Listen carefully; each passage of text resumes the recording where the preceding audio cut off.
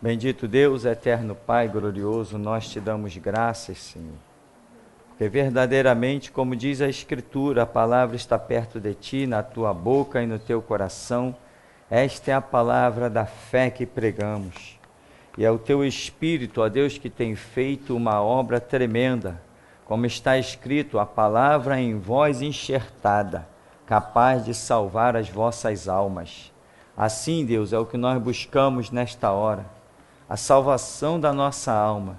E ainda, crendo nisto, Senhor, buscamos despertar outros adormecidos, outros no paganismo, outros na mornidão, que o teu Espírito, na multiforme operação, ó Deus, possa contar com as nossas vidas como uma rede lançada ao mar, ó Deus, que pega todo tipo de peixes, e depois o Senhor, o grande pescador de almas, é quem faz a seleção de cada um. Assim nós te damos graça nesta manhã, e como sempre pedimos entendimento, sabedoria, revelação, porque nós temos disto experimentado, ó Deus, nas nossas vidas, e o teu nome santo tem sido glorificado.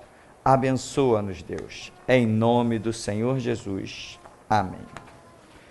Amém, irmãos. Hoje eu quero ver a habilidade de vocês, porque eu acho que já está na hora de vocês darem aula para mim. Não é não? Quem concorda? Vai, Carlos, concorda? Ninguém concorda? Irmãos, nós temos que entender, em tudo tem um projeto de Deus, que muita gente não entende. Uma das coisas que eu trago em memória gloriosamente são os meus 13 anos de banco, em que ali eu estive caminhando, e muita gente, vou te consagrar isso. Eu falei, não quero.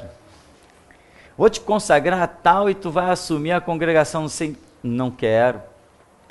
A Nova Vida fez de tudo. Os batistas me mandavam fazer seminário para virar pastor. Que piada. Quem foi que disse que seminário forma pastor? Aí, esses 13 anos de banco foram até que chegou uma hora em que Jesus disse assim, agora vai lá e funda a minha igreja. Quando isso aconteceu, eu sentia já na minha vida uma certa firmeza. Por quê? Porque eu estava acostumado a ver tudo que Deus vinha operando comigo. Nesses 13 anos, os momentos que Deus começou a me dar experiência para que depois eu mesmo tivesse fé suficiente para atender a ordem dele. Porque hoje, se algumas pessoas sem certa maturidade e experiência ouvir a voz de Deus dizendo assim, vai lá e funda a minha igreja, a pessoa se achando em zero condição, ela não vai não. Não vai porque o próprio temor da pessoa a Deus a impede de cumprir esta ordem de Deus. Moisés não é um bom exemplo? Moisés temia Deus. Tá, mas Deus falou com ele, vai no Egito tirar o meu povo. Eu não. Então Deus trabalha conosco nos alimentando, como um militar que entra nas Forças Armadas e vai fazendo aqueles testes. Teste para cá, teste para lá, e passa por dentro de pneu, e rasteja, e vai aprender a nadar. E um dia o camarada, quando menos espera, alguém diz assim para ele, entra nas chamas. Ele está entrando com coragem nas chamas, passando no meio do fogo para fazer alguma operação militar. Ele foi preparado naquilo, bem inocentemente, bem tenuamente, né? Devagarzinho, ele foi sendo alimentado. Chega uma hora que ele é um soldado danado, que Deus diz assim para ele, né? Tipo um Rambo da vida, né? Vai lá e destrói aquele exército. Aí lá vai ele e destrói. Só que se não for Hollywood, ele pode se dar mal. Então, o exército vai saber o quanto investiu naquele homem e agora vai poder dizer para ele, olha, tem uma situação assim, assim, vai para lá. Ele não vai dizer assim, caramba, eu sozinho? Não, ele vai saber, não, eu tenho as técnicas, eu tenho as condições, eu tenho as experiências, eu vou. Na nossa vida espiritual acontece a mesma coisa. Deus vem trabalhando conosco em degraus, né? Na estrada, e nós vamos aprendendo o quanto Deus é conosco. Uma vez eu estava numa reunião, já contei isso acho que umas 99 vezes, uma reuniãozinha aqui mesmo no Santo Cristo, num apartamento. Estávamos ali numa reunião inocente, orando, mas vendo muito o poder de Deus, conhecendo as coisas sobrenaturais. Uma vez eu entendi claramente aquela passagem quando os apóstolos são afrontados, aí eles se reúnem para orar e dizem assim, Senhor, olha para as suas ameaças, estende a tua mão e cura e opera com ousadia sobre a vida dos teus servos, dá-nos poder. E a Bíblia diz que moveu-se o lugar onde estavam reunidos, moveu-se. Eu ficava imaginando como seria esse mover, que tipo de coisa foi isso que moveu-se o lugar, quer dizer, dá a entender que houve as coisas físicas se moveram, quando na verdade a gente sabe que não foram as coisas físicas que se moveram. E numa reunião lá nós tivemos essa experiência, nós estávamos envolvidos com tanto poder de Deus, uma coisa assim tão impressionante, que eu via as coisas moverem-se, sem sair do lugar, mas era aquele impacto espiritual, e eu comecei a entender o que era esse mover das coisas espirituais. E um dia nesse lugar entrou um homem condenado à morte pelos traficantes, era um homem macumbeiro mesmo, daqueles entregues ao diabo, de pacto dos pés até a cabeça. E quando a dona lá do apartamento disse assim, olha, o fulano está aí, e ele veio para pedir uma oração porque ele está jurado de morte. Irmão, na hora eu temi. Eu falei, caramba, eu sabia da situação daquele camarada, o quanto aquele camarada era possuído, os pactos que ele tinha com o diabo, mas eu não podia fugir. Na minha cabeça ali, eu falei, vamos orar. Traz ele lá. O camarada entrou na sala. Quando ele entrou na sala, eu olhando assim para ele, dava para ver claramente o semblante do homem pesado. E eu falei assim, e conversamos, tal, ele contou a história dele e tal, e alguém mais falou alguma coisa que também conhecia ele e tal, jurado de morte, isso, aquilo, aquilo outro. De repente eu falei assim, tá, então vamos orar. Quando eu falei vamos orar, como uma cachoeira, como cortinas de água, elas começaram a cair sobre mim assim, como se eu estivesse passando embaixo de várias cachoeiras, rapidamente aquelas coisas começaram a cair sobre mim. Só eu senti, não vi nada, mas senti. E quando começamos a orar, só se via demônio sair do corpo daquele homem, pela porta, pelo chão, pelo teto, pela janela, por tudo que era lugar. Ele não estremeceu nada. Ele ali estava parado ele ficou, não houve, como se costumamos falar, né? Nenhuma manifestação demoníaca, ele não caiu possesso, não houve absolutamente nada. Só que se viu sair demônio para tudo que é canto. O homem está vivo até hoje, né? Tinha sido jurado de morte e Deus honrou aquela oração. Ele está por aí, não sei o que ele está fazendo da vida dele, das oportunidades. Então, são essas experiências que vão nos conduzindo.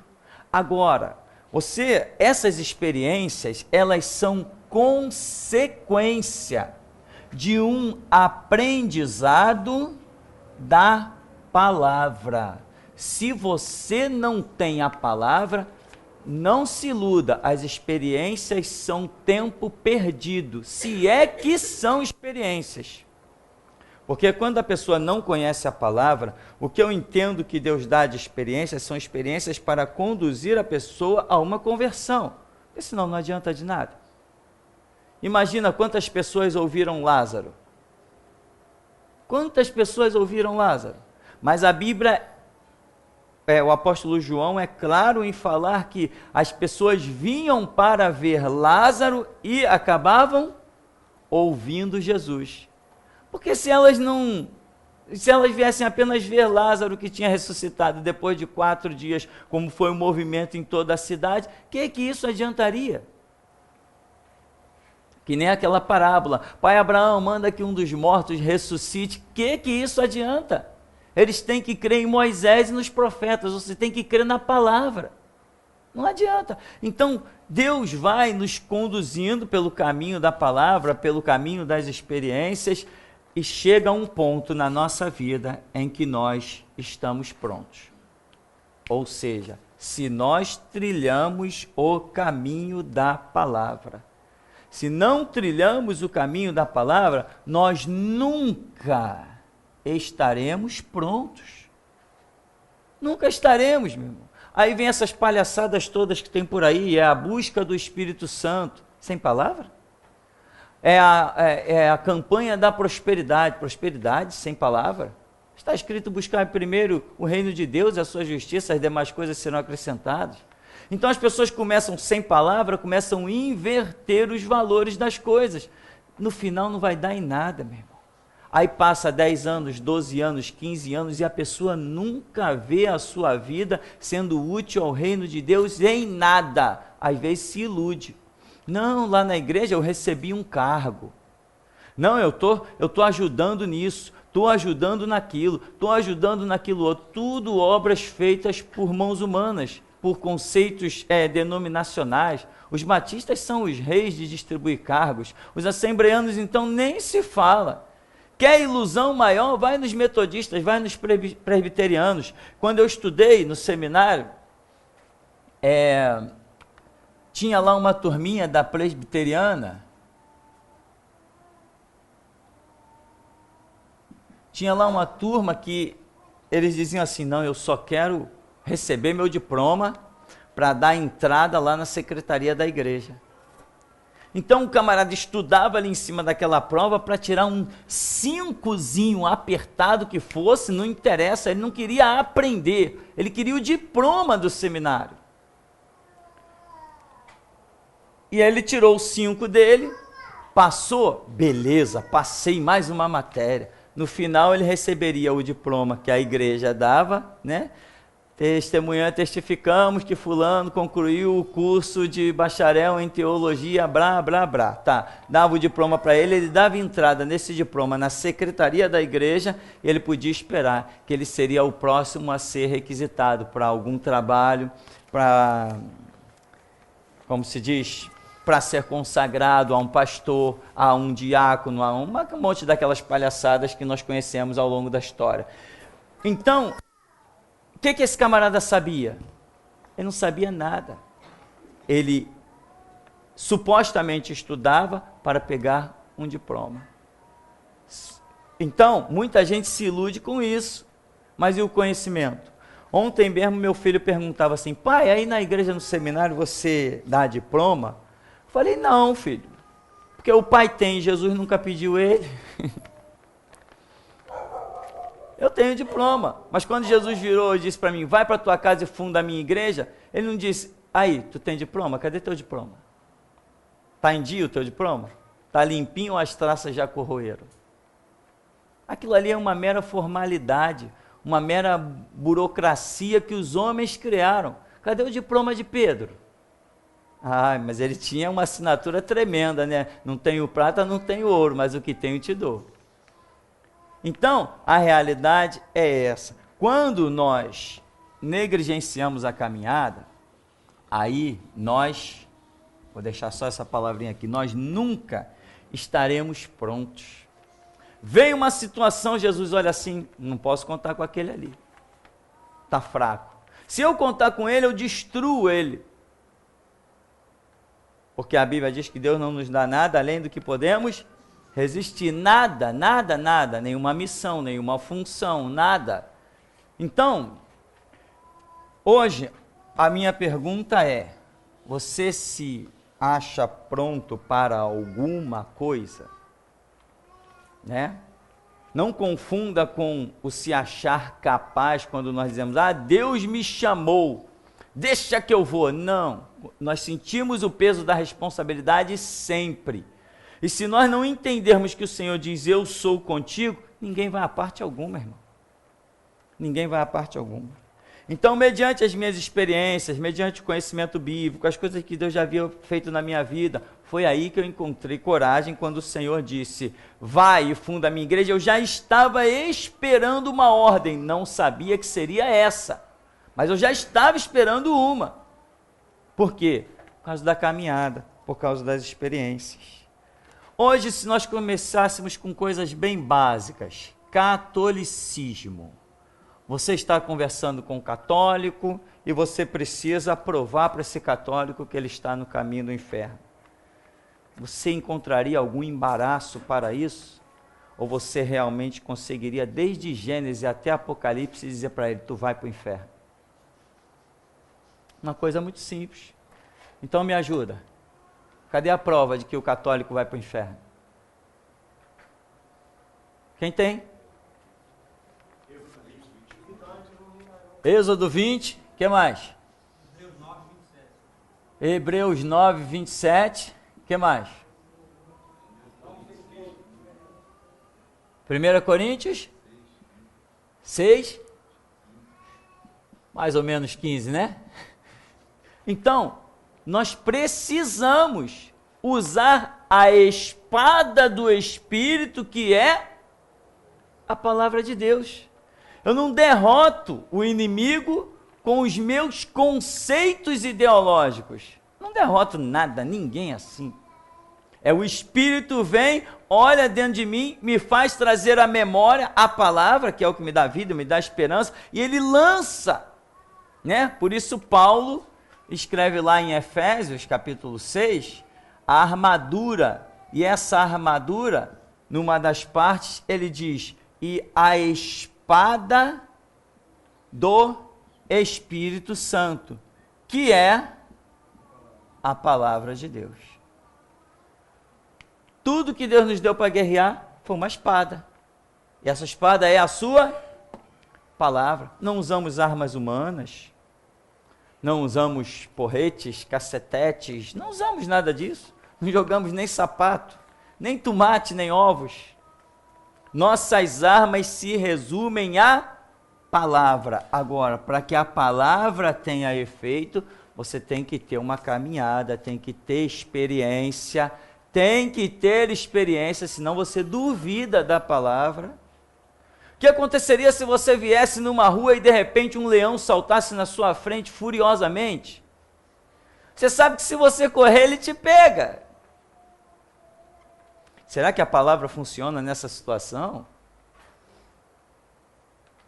Só para você pensar um pouquinho das situações. Você vai por uma rua onde tem um circo, de repente um leão fugiu do circo. Só para você não imaginar, não, isso nunca vai acontecer. Eu já estou colocando que os circos acontecem por aí, né? Fugiu um elefante, caramba, e agora o que eu faço? Saí na rua, o elefante fugiu do circo, está vindo na minha direção. Olho para todo lado, não tem para onde correr. Encara o elefante com a palavra, ou você acha que ela não tem efeito? Tem efeito.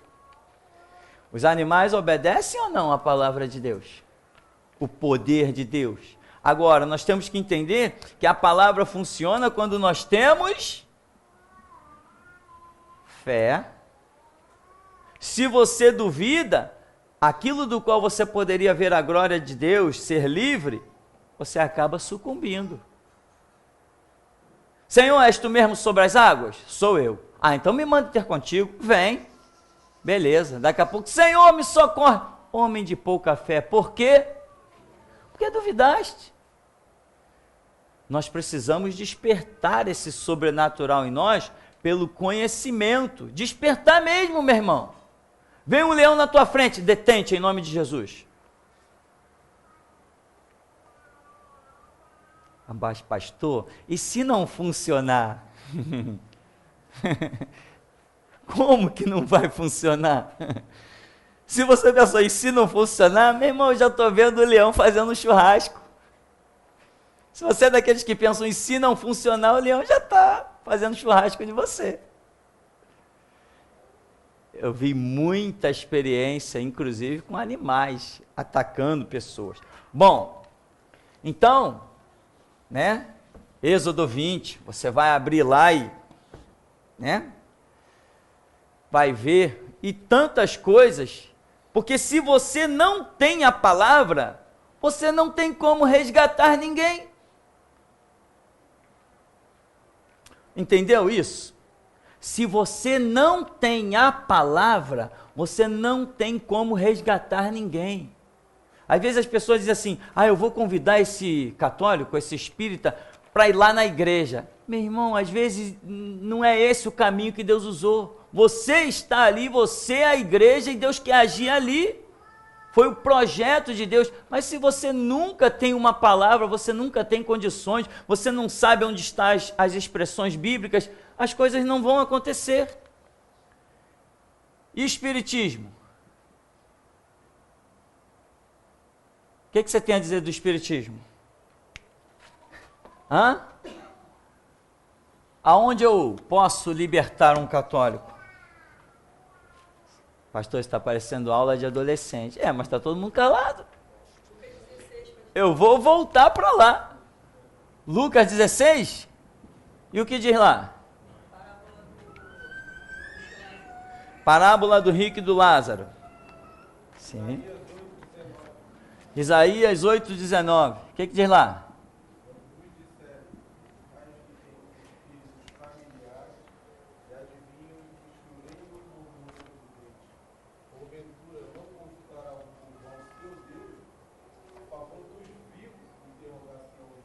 Exatamente. A favor dos vivos interrogar-se-ão os mortos. Você já tem aí um ponto de partida no qual o Espírito Santo está agindo. Por quê? Porque você jogou a palavra do Senhor. Não queira discutir com as pessoas, é perda de tempo. Não queira usar os teus argumentos, é total perda de tempo. Use os argumentos do Espírito Santo, porque é Ele que tem, Ele é o único que tem condição e a missão de convencer o mundo do pecado, da justiça e do juízo. Então, meu irmão, não adianta esse negócio de, não, a minha religião é melhor, a tua é pior. Não, a Bíblia diz. Qual é a tua religião? Não, esquece a minha religião. A Bíblia diz isso. Pensa aí. O Espírito Santo entra para agir naquilo que Jesus falou. Pai, deixo-vos, eu dei a eles a tua palavra e o mundo os odiou. É nessa palavra que Jesus nos tem dado que o Espírito Santo vem, age sobre ela. Como Jesus falou, ele vos guiará em toda verdade. Mas o que é a verdade? Jesus falou, Pai, santifica-os na verdade. A tua palavra é a verdade. Então, irmão, não perca mais uma alma. Te dedica às passagens bíblicas. Pega lá um dicionário bíblico. Pega lá uma chave bíblica. Passagens contra as imagens de escultura. Põe no teu bolso, se for preciso. Não, pastor, não consigo decorar. Tá, faz um cartãozinho, imprime, manda plastificar. Como condenar o espiritismo? Aí tu põe lá um monte de referência, dá uma lida nelas, anda com a sua Bíblia no bolso. Seja um soldado armado, né? E outra coisa, outras coisas mais profundas. Nós temos dentro da doutrina católica, nós temos uma ramificação muito grande, dentro da doutrina espírita, outra ramificação muito grande. Mas e agora, se eu quiser falar de restauração? Parou um crente na minha frente, eu consigo convencer esse crente de que nós estamos no tempo da restauração? Eu consigo convencer um crente de que a tal glória do evangelismo já não é a prioridade de Jesus Cristo sobre a terra? Como que eu vou convencer uma pessoa a isso? Se isso foi durante quase 2000 anos de existência da igreja, tudo se resumia a isso, evangelismo. Agora aparece um grupo doido dizendo que não vamos mais evangelizar. Eu não tenho mais que entrar nos presídios.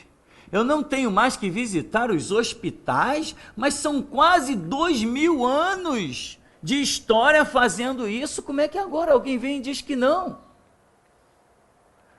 Israel passou o quê? Mais ou menos 4000 anos de história? Com a lei, né?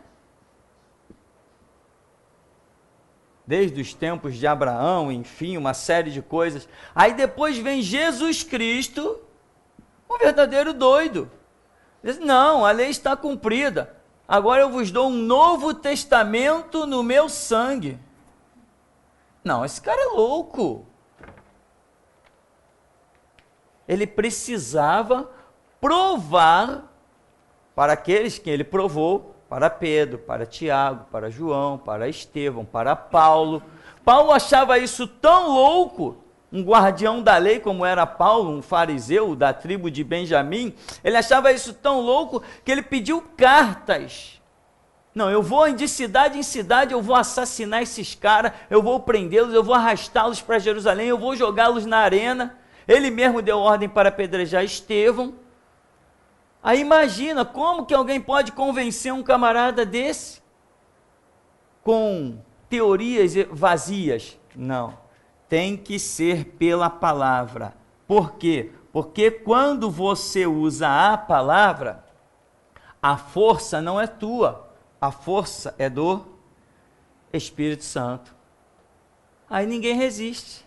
Esta é a realidade. Então, irmão, eu quero saber de você hoje. Me prova que nós estamos no tempo da restauração. Eu vou anotar aqui quantas provas nós podemos ter que hoje nós estamos no tempo da restauração. Tá, Mateus 17:11 é uma passagem que Elias viria e restauraria todas as coisas. Tá, mas me dá a prova que ele veio. Estava escrito que o Messias viria, né? Então, cadê a prova que Jesus é o Messias? Então, nós temos que provar. Cadê a prova que esse é o tempo da restauração? Apostasia. Este é o primeiro ponto. Esse é o cartão postal, é a divisa que pulamos para a restauração.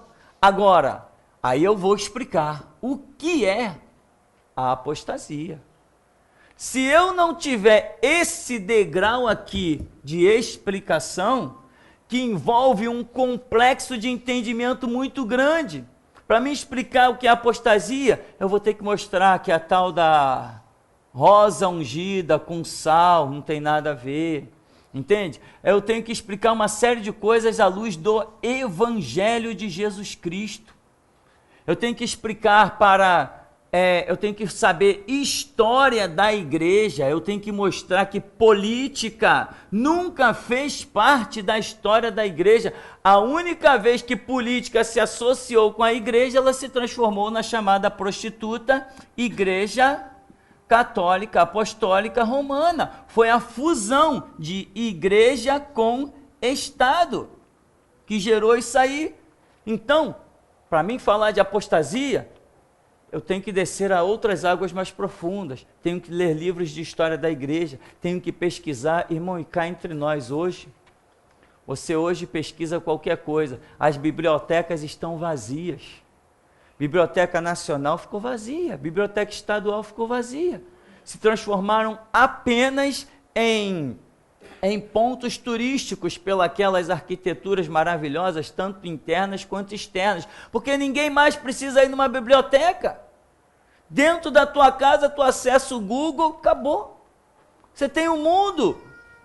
Inclusive, os conteúdos das bibliotecas, você entra nos sites das bibliotecas e vê todos os livros estão digitalizados lá das bibliotecas. Então, os tempos estão corridos, mas Deus também preparou uma maneira de nós conseguirmos continuar adquirindo conhecimento, mesmo nesse tempo corrido. Então, tem que haver um estudo. Então, a apostasia é a porta, é a linha que me mostra que nós precisamos de restauração, né? Então, eu tenho que provar que estamos na apostasia. Agora, então, me prova. Por que nós estamos na apostasia? Que prova eu tenho? Ecumenismo. Quê? Ia falar uma passagem bíblica. Tá. Ecumenismo, por exemplo. O que é o ecumenismo?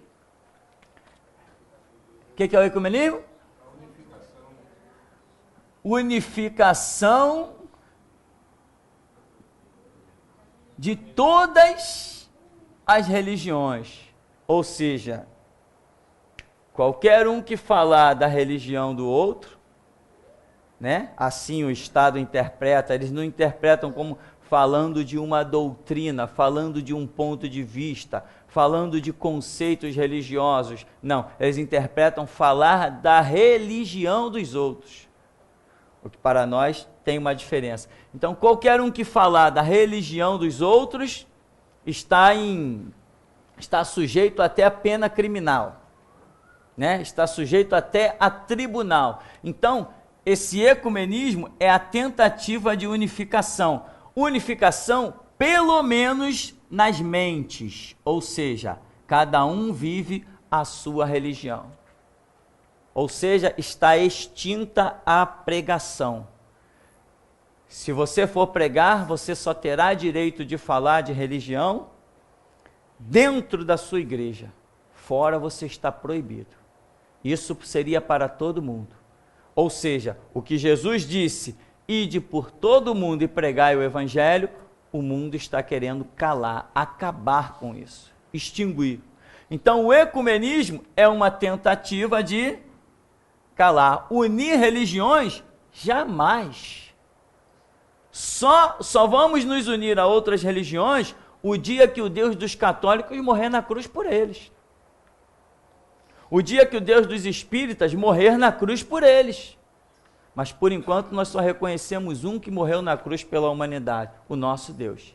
Então não nos uniremos jamais a nenhum conceito religioso. Existiu uma mulher que passou por esse ministério, essa nunca me enganou não, chamada Lourdes, não sei quantos lembram, uma jovem senhora, e esses dias ela encontrou um irmão da igreja, e ela falou assim, ela falou que estava numa igreja, onde que ela falou que está?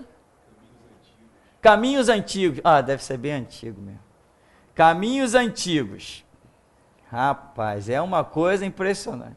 Aí ela falou o seguinte, olha, não importa se é na igreja católica, não importa se é na adventista, e sei lá mais o que ela falou, não importa. O que importa é que todo mundo vá para o céu. Ou seja, a mente dela já foi dominada pelo ecumenismo.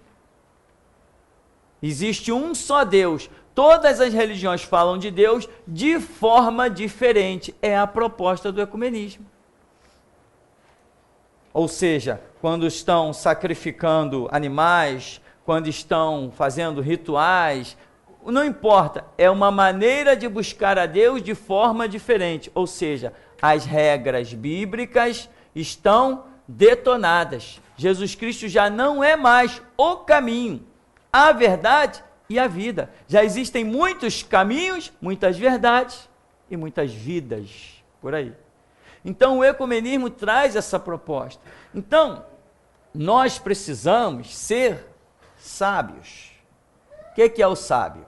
O sábio é aquele que detém um conjunto de informações muito grande, sabe? Além da sabedoria poder ainda ser um degrau de revelação, uma pessoa, ela consegue sabedoria de acordo com o conjunto de informações que ela detém. Bem, aí nós, não vou entrar em tantos detalhes, mas, por exemplo, temos o homossexualismo hoje imperando, que todo mundo quer que você aceite o homossexualismo. Sim, gravamos aí um vídeo e uma música, né, sobre os muçulmanos, né? Aí hoje eu já ouvi que os muçulmanos estão se preparando com toda a sua força que existe no Brasil, unidos à OAB, Ordem dos Advogados, para criar um grande processo contra mim. Eu estou ansioso. Tem tempo que eu não rasgo o processo. Estou ansioso. Ah, se eles fizerem uma audiência. Eu quero até perguntar aqui antecipado. Quem vai comigo para o fórum? Cantando muçulmanos assassinos. Não é tempo mais de brincar. Nós vamos jogar pesado. Nós não aceitamos assassinos e ponto final. Isso não é religião. Agora, quem não está pronto, não vai.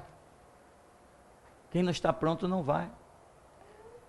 Tem que estar pronto para as obras. Então, por exemplo, temos o homossexualismo, que todas, eu vou te dizer, todas as pessoas que estão envolvidas no homossexualismo, elas possuem um conflito. Eu já ouvi algumas declarações, algumas até recentes, sobre gente envolvida no lesbianismo, no homossexualismo, de essas pessoas chegarem a declarar, olha, nenhum pai sente orgulho do seu filho ser isso. Aí a pessoa diz assim, eu sou a vergonha da minha família, eu sou a ovelha negra, só que eu não consigo me libertar disso. Eu tento, a pessoa ainda diz assim, eu rezo todos os dias para Deus mudar a minha história, mas eu não consigo sair disso. Agora, quando esses pais aparecem com a cara deslavada, né? A pessoa usou outra expressão, essa cara de pau, dizendo que sente orgulho dos seus filhos mesmo assim, é mentira. Nenhum pai quer ver o seu filho um homossexual, sua filha uma lésbica. Nenhum pai quer ver isso. E a pessoa dizia, eu choro toda noite na presença de Deus para Ele mudar a minha história. Esse negócio de eu amo meu filho mesmo assim e aceito ele mesmo assim, é mentira. Amar pode amar, mas aceitar não. E tinha outro que chegava e dizia assim, eu vejo quando minha mãe está conversando com a vizinha, e eu chego e beijo minha mãe e tal, e dou bom dia e sigo o meu caminho, eu vejo o semblante da minha mãe. Ela tem um filho monstro, todo deformado, cheio de silicone, uma aberração. O que ela queria, dizia o homossexual, é que eu chegasse ali em casa, puxando os meus filhos pela mão com a minha esposa. Aí sim ela ia se alegrar, ia pegar os netos dela, ia beijar, ia abraçar. Que papo é esse de dizer que a minha mãe sente orgulho de um gay? Nenhum pai sente orgulho do seu filho ser gay. É mentira, para maquiar uma resposta para a sociedade. Então, mas a solução deles está onde? E o que mais me impressionou, aliás, nessas experiências, é que essas pessoas, desse testemunho que eu estou te dando, estiveram em contato com pessoas do ministério. E essas pessoas não chegaram até aqui. Ou pelo menos podiam me levar até lá. Porque é muito fácil resolver um problema espiritual de quem reconhece que o tem. É muito fácil. Não tem diabo que se sustente. Não tem diabo que se sustente. O diabo só consegue se sustentar na vida de uma pessoa que o quer. Quando a pessoa reconhece, não, eu não quero, eu não encontro forças, mas eu quero sair desse negócio. Quando a pessoa reconhece isso, ih, meu irmão, que moleza. Como é fácil resolver esses assuntos. Mas vamos aguardar. O mundo dá muita volta, né? Quem sabe ainda nos depararemos com essas situações. Então, você tem que estar pronto para dar resposta às pessoas. E outra coisa, irmão, não é ficar, quando você se depara com situações, não é ficar, quer ir lá na igreja? Meu irmão, faz a obra. Você tem que realizar a obra. Uma vez eu estava num trabalho, isso há anos, tem uns 20 anos atrás. Eu estava no trabalho e tinha lá um gayzinho desses, como sempre eles querem dar uma de extrovertido e felizes, isso faz parte do conflito espiritual e psicológico que eles vivem. Tu pode ver que a grande maioria dos homossexuais querem sempre aparecer. Estão quietos, daqui a pouco dá um grito, não sei o que, bate o pé. É um complexo, é um problema psicológico que acomete a eles. Aí, uma vez eu estava no trabalho e um homossexual dando lá as suas estripulias, o que para eles é normal, eu falei assim, que nada, rapaz, esse negócio de homossexualismo aí, isso é satânico. Você é possuído por um demônio chamado Pombagira, que te possui e transforma você nisso aí que você quer, que você é. Agora, se você quiser largar isso aí aqui e agora, tem solução para você. Você quer? Ele falou, não, eu não quero não. Aí virou as costas e foi para o setor dele. Então, esse não queria. Não teve solução. Talvez seja um gay até hoje, não sei. Talvez a misericórdia de Deus já o tenha alcançado, talvez não. Mas você tem que buscar em Deus e estar pronto para a realização da obra. De alguma maneira você sempre está pronto. Não para tudo, mas acredite, para alguma coisa você está pronto. O Espírito Santo está na tua vida. A questão é que você tem que estar ali, firme, porque nós temos uma escada muito longa diante de nós. Talvez estejamos aqui no 2º ou no 3º degrau, mas já, a partir do momento que já começamos a nossa caminhada, Deus já tem com que contar conosco. Deus já tem com que contar conosco. Agora, vai do interesse de cada um, vai do interesse, vai das renúncias, né? Vai das renúncias. Renúncia é um negócio muito interessante. Renúncia. Bem, outra coisa. Não basta você, né, vou repetir aqui sobre essa questão de homossexualismo, não basta você citar conceitos biológicos, esses conceitos aberrativos, nós sabemos que dentro de nós não cabem essas concepções homossexuais, nós sabemos muito bem disso. Porém, meu irmão, ponha os teus conceitos de lado, entra com a palavra de Deus. Entra com a palavra de Deus, seja um sábio, seja um aluno de Jesus Cristo, do Espírito Santo, e aprenda a ter contigo a palavra. Use a palavra. Quando você usa a palavra, você sempre é bem-sucedido, mesmo que a pessoa não queira. Mas o Espírito Santo separou o teu galardão. Agora, quando você usa os teus próprios conceitos, não adianta de nada. Nossos próprios conceitos não servem para converter ninguém. Bom, eu quero colocar uma situação aqui para você, que colocaram inclusive para mim. Vou falar de julgamento. Como você julgaria uma causa de um homem possuído que matou alguém? Como você julgaria essa causa? Está diante de você, no tribunal, um homem, ele diz o seguinte, eu não vi, eu não senti, e eu nem sei como matei.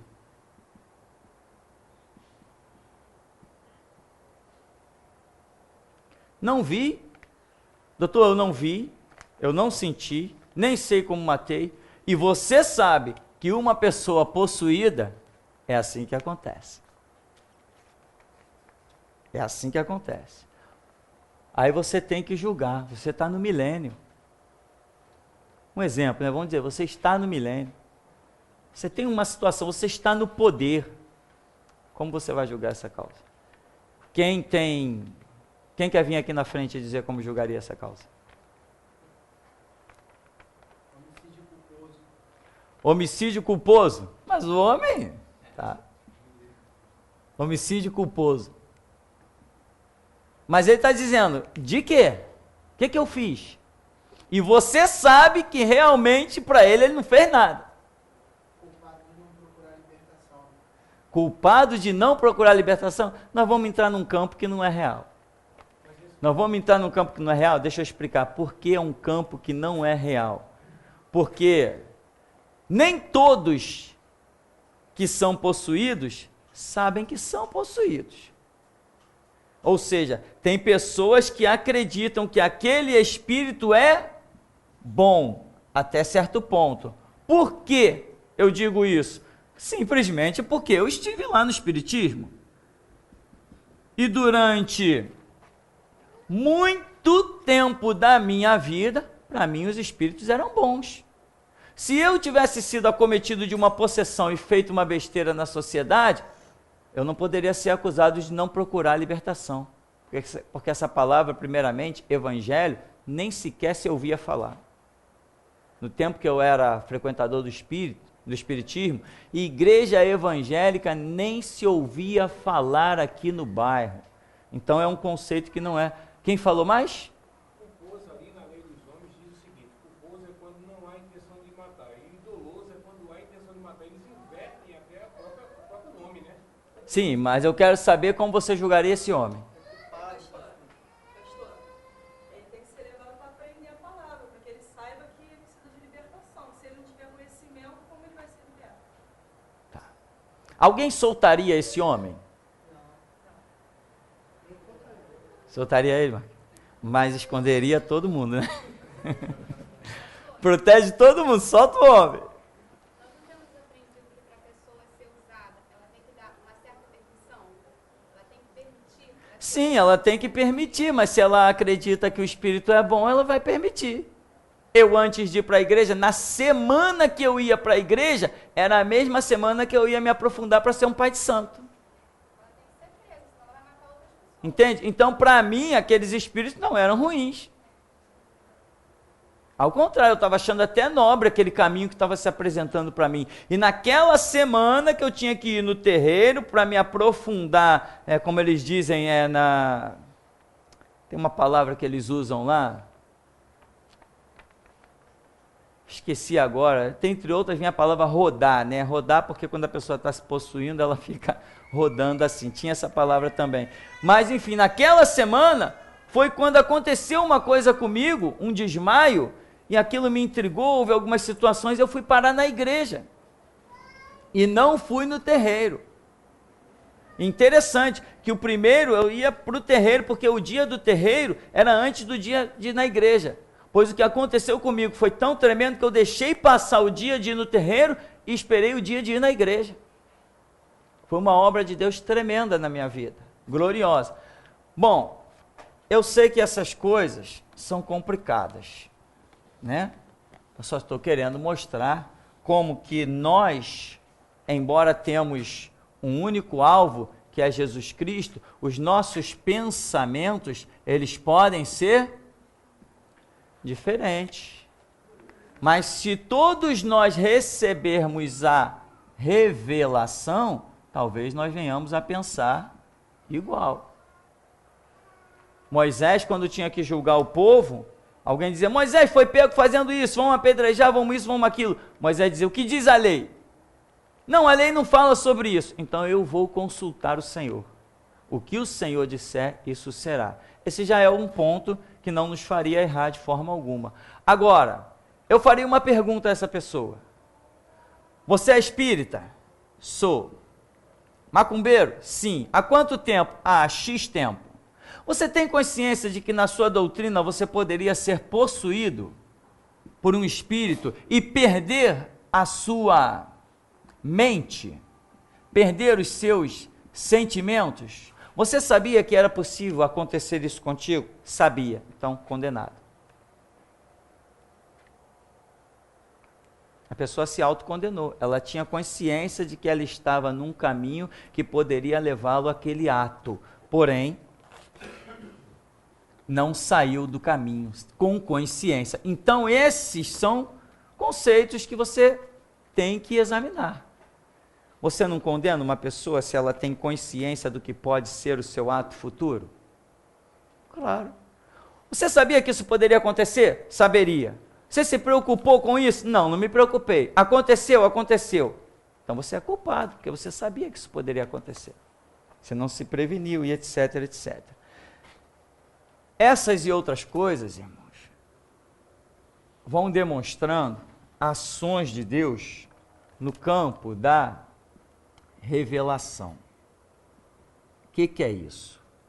A revelação, ao contrário do que muita gente pensa, não, como eu ouvia dizer, eu não preciso nem saber de Bíblia. Eu só vivo pela revelação. Não vou nem perguntar, de repente você também já teve o desprazer de ouvir uma coisa como essa. Eu conheci um camarada que ele tinha até um ministério mesmo de revelação. Mas não quer dizer que ele tinha que desprezar a Bíblia. E ele ficou desprezando a Bíblia. E quem falava de Bíblia, ele até criticava e condenava. Não tem negócio de muita palavra comigo não, eu parto é para a revelação. A revelação só não sustentou ele. Não sustentou ele. Hoje não é mais servo de Deus, não se encontra mais no meio do cristianismo e recebia revelações poderosas, porque as pessoas confundem. O fato de você receber uma coisa não significa desprezar outras. Tem gente que recebe uma coisa e despreza outras. Não é assim que funciona. Então, a revelação, ela não pode fugir das bases. Salomão recebia revelação? Recebia. Traga uma espada, divide esse menino no meio. Aquilo não foi uma revelação? Claro que foi uma revelação. Mas Salomão tinha princípios, não tinha? E os seus princípios estavam fundamentados na base que era a palavra. O conselho de Davi, quando se despede, o conselho de Davi para Salomão foi que ele tinha que guardar os mandamentos do Senhor. E Davi os tinha os pergaminhos lá. Bom, alguém tem alguma pergunta para fazer nesse momento? Alguma colocação antes de nós darmos uma paradinha?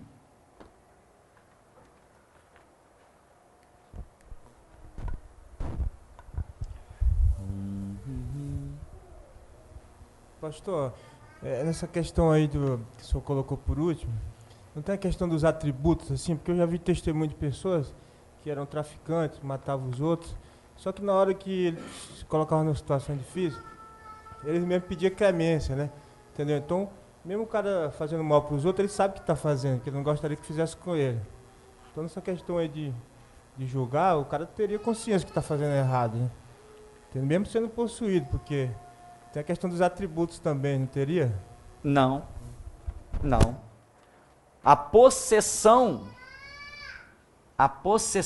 é justamente o cancelamento, no momento da possessão, ao cancelamento dos sentimentos humanos. A grande prova disso é o lesbianismo, o homossexualismo. Quando uma pessoa é possuída, ela já não são mais os seus sentimentos que governam. Ou seja, naturalmente, qualquer homem se sente atraído por uma mulher.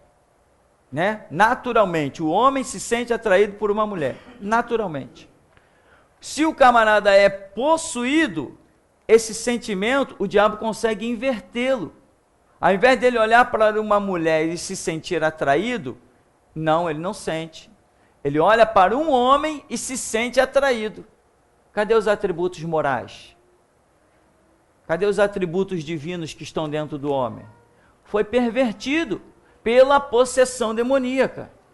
Então, isto é realidade fundamentada. A possessão demoníaca é aquilo que perverte a direção psicológica, a direção sentimental das pessoas.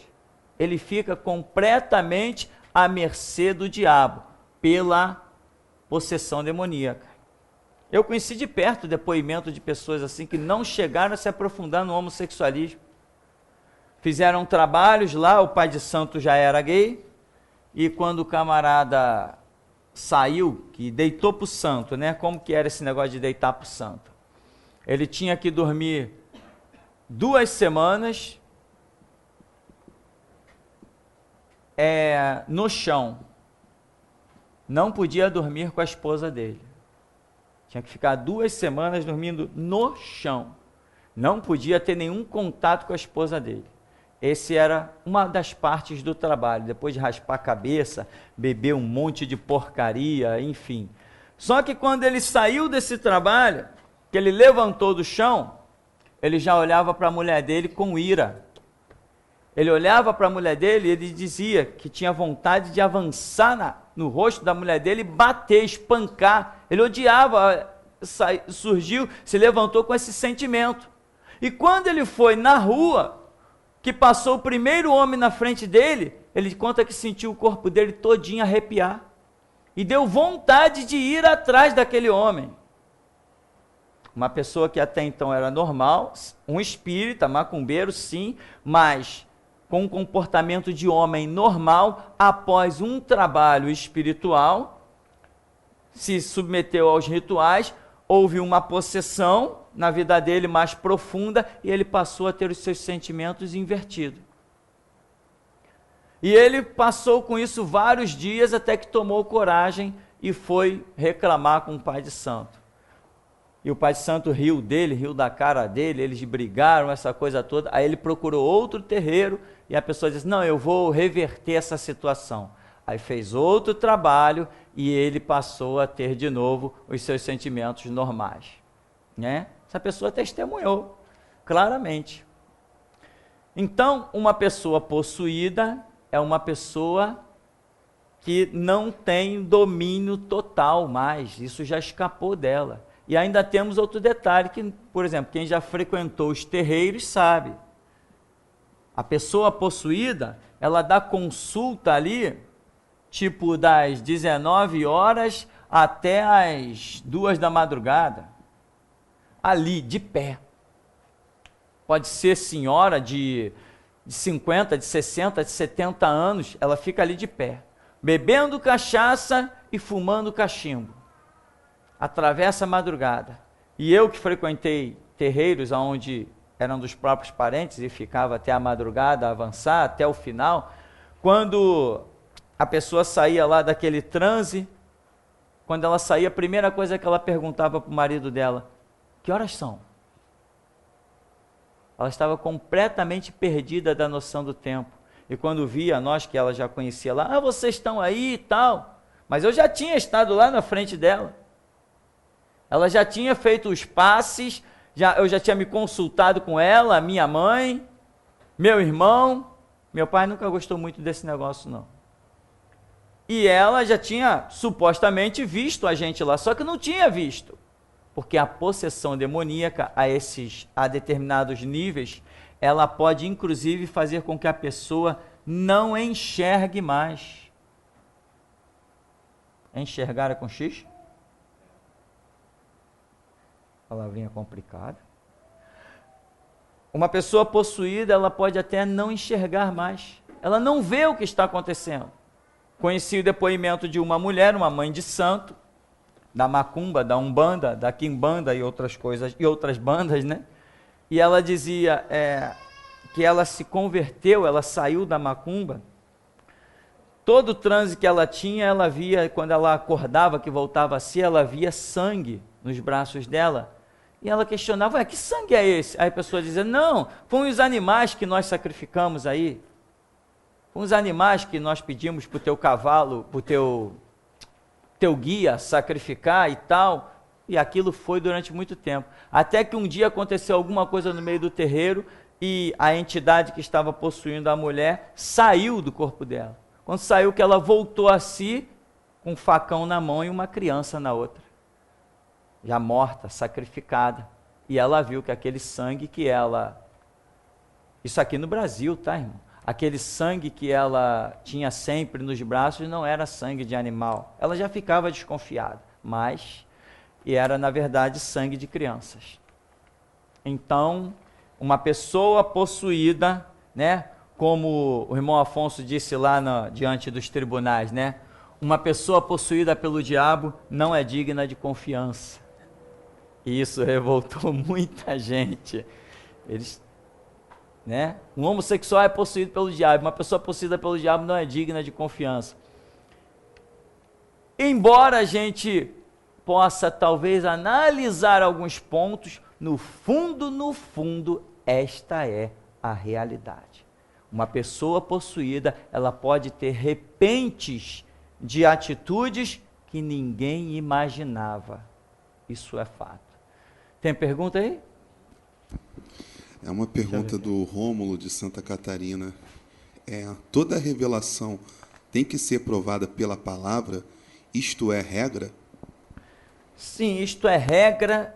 Sim, regra em quê? Nos princípios de Deus. Por exemplo, nos princípios morais de Deus, né? Nos conceitos doutrinários da cruz de Jesus Cristo. Eu nunca posso ter uma revelação que altere certos conceitos da palavra. Não quer dizer que Deus não seja maior do que aquilo que Ele tenha revelado para nós. A Bíblia revela um Deus tremendo, mas a própria Bíblia diz que Deus é soberano, é acima de todas as coisas. Então, se a Bíblia diz que Deus é acima de todas as coisas, eu entendo que Ele vai além daquilo mesmo que Ele já me mostrou a respeito dele. Então, eu tenho que atentar também para isso. Agora, em toda revelação, eu não posso ferir os princípios morais de Deus, eu não posso ferir os pontos doutrinários de Jesus Cristo, que Jesus Cristo não é revelado só no Novo Testamento, ele é revelado desde Gênesis até Apocalipse. Todos os livros da Bíblia são cristocêntricos. Ele mostra Jesus como o centro. Às vezes não a pessoa de Jesus, mas o seu ministério profético, que isso aí abrange muita coisa. Então, toda profecia tem que respeitar alguns conceitos. Por exemplo, existem profecias loucas, né? Como nas Assembleias de Deus, profecias sobre casamento. Irmão, você vai casar com aquele, irmão, você vai casar com aquele lá. Isso aí está ferindo conceitos básicos dos princípios morais de Deus. Porque casamento, sentimento, é um negócio que flui do interior das pessoas. Deus nunca manda uma pessoa casar com outra porque ele não sente nada, tá? A nível de casamento. Não confundir com a questão profética de Oséias, que Deus mandou ele casar com uma prostituta. Ali estamos falando de um ministério. Aqui estamos falando de um casamento. É diferente, tá? Então, eis a questão. A profecia, ela tem que ter base em alguma coisa com relação aos princípios de Deus. Temos uma pergunta ali para nós encerrarmos este bloco. Referente ao julgamento, pastor, então assim, como o senhor já tem nos ensinado, nós temos aprendido que essas pessoas, então, possessas, de forma nenhuma elas poderiam ser julgadas por um tribunal comum, né? Porque se ela não tem o livre-arbítrio, se ela não sabe o que ela fez, ela não poderia entrar, então, num julgamento comum de quem matou. Sim, com livre-arbítrio. Porque o próprio Estado apoia dentro de si e até sustenta com recursos dos impostos, o próprio Estado dá todo o amparo, né? A macumba se transformou em patrimônio imaterial do Rio de Janeiro, não foi isso? Quer dizer, o próprio Estado sustenta. Então, quer dizer, eu gravei um vídeo onde eu critico isso, onde eles estão condenando um pai de santo que é possuído pelo Exu, e o camarada vai lá e mata, não sei quantos o camarada mata, não lembro agora, e houve uma condenação para o homem. E eu só de crítica gravei um vídeo, já tem uns 2 anos isso, falando, como que vocês estão condenando o homem? Vocês não sabem que na macumba acontece isso? Vocês não sabem que um pai de santo dá consulta sem saber a quem? Vocês não sabem que um pai de santo, quando ele está ali no seu transe, ele não sabe o que faz, ele não sabe o que sente? Vocês não sabem que pode pegar um cigarro e encostar no homem, que ele não vai sentir nada? Pode queimar a mão dele, que ele não vai sentir nada? Pode atravessar uma faca nele, ele morre, porque o corpo morre, mas ele não vai sentir, ele não vai saber o que o matou? Vocês não sabem disso? Como é que vocês estão condenando um homem que cometeu um crime que não tem consciência do crime? Eu já gravei um vídeo desse, tem um vídeo desse na internet, eu nem lembro mais o nome, de uma reportagem que saiu aí há algum tempo atrás. Então, esta é a realidade. O mundo não pode julgar as coisas espirituais, mas nós cristãos podemos. Por isso é que no milênio haverá um tribunal realmente de verdade, de justiça. E quando nós estivermos julgando, não terá espaço para advogado. Advogado não interessa, porque nós estaremos com o conhecimento de como fazer as coisas, teremos a revelação de como fazer as coisas. Bom, vamos dar uma paradinha então, beber um cafezinho e a gente volta já.